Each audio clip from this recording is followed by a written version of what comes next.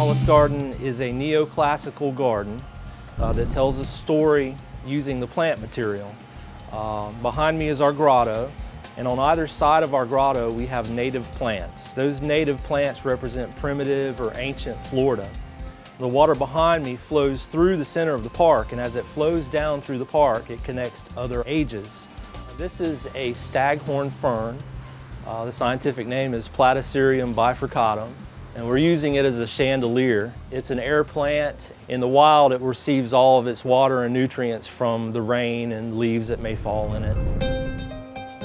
We're in our native section now. We come to a perennial. It's known as a beautyberry.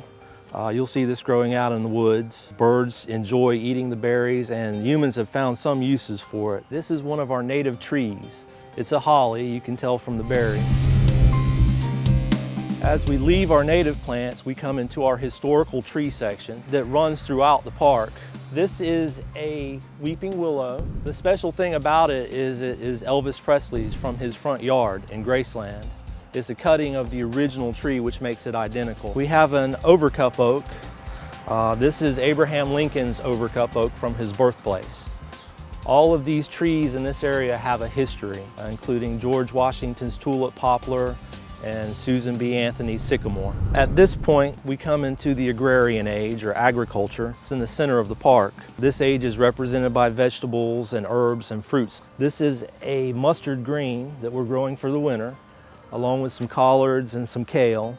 And it's easy to get colorful in the wintertime with these vegetables. Here we've entered into our herb room.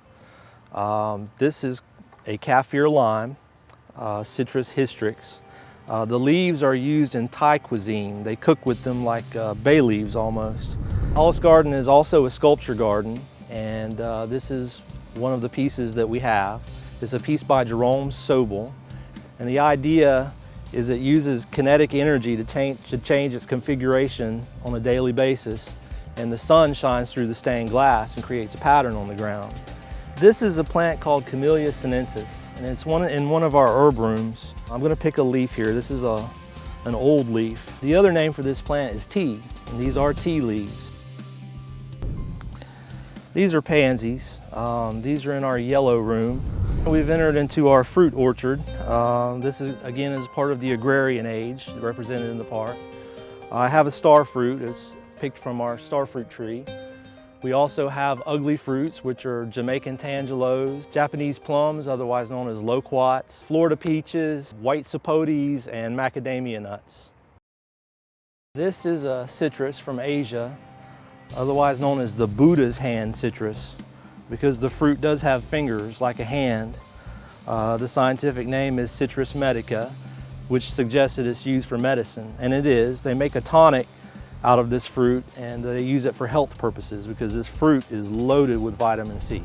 Locally, we have the Garden Bistro and the Texas Cattle Company that people can go to for lunch or dinner after they visit the park. Next door, we have Barnett Park and Sunflower Park, which provide playground and water features for children. We chose to get married here because it's just an absolutely beautiful garden. It's got a beautiful view of this lake. There are flowers all year long. And different kinds of flowers, which that's actually something that I really like about it, is every time it looks a little bit different. It's always beautifully done, but it never looks exactly the same. Thank you for coming on the tour with us today at Hollis Garden. I hope you enjoyed it. We hope that you'll come back again, and you should, because everything that we have changes with the seasons. All of the flowers, the herbs, and the vegetables change year-round, and every time you come it should be a little bit different.